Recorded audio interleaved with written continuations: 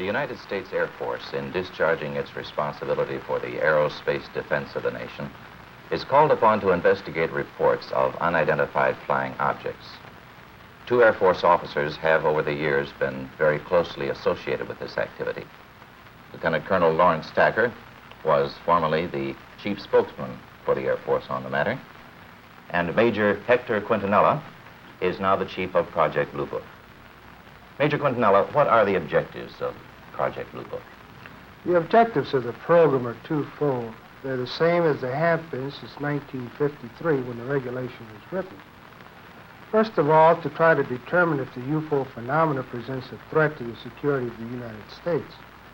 And second, to determine if the UFO phenomena exhibits any technological advances which could be channeled into research and development.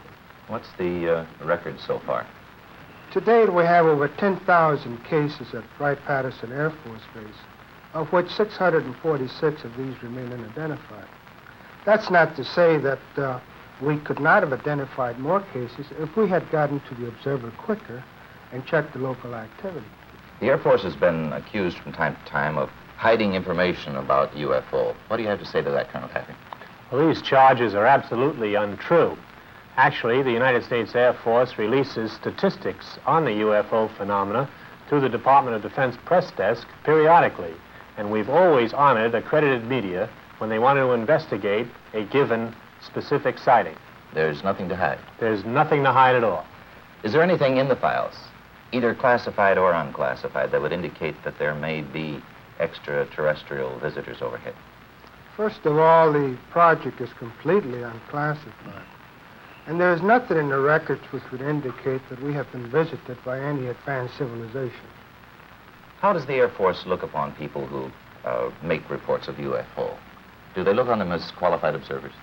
Yes, they do look on them as qualified observers.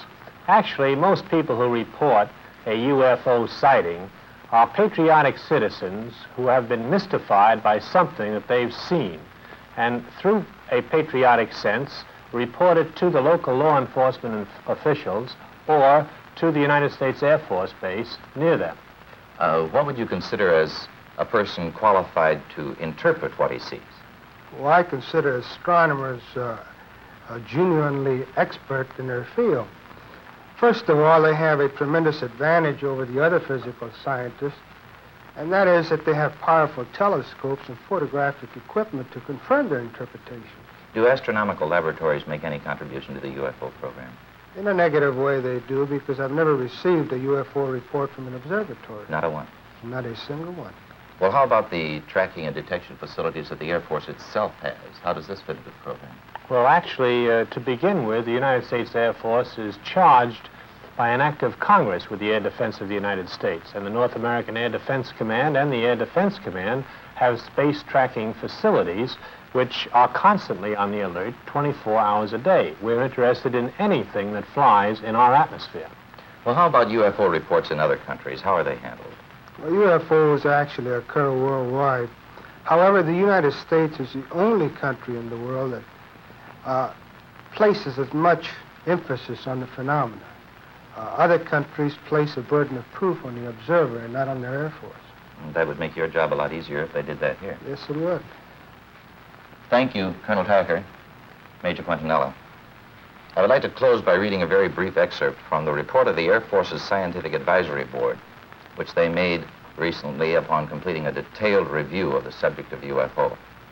This is a statement. The committee concluded that in the 19 years since the first UFO was sighted, there has been no evidence that unidentified flying objects are a threat to our national security.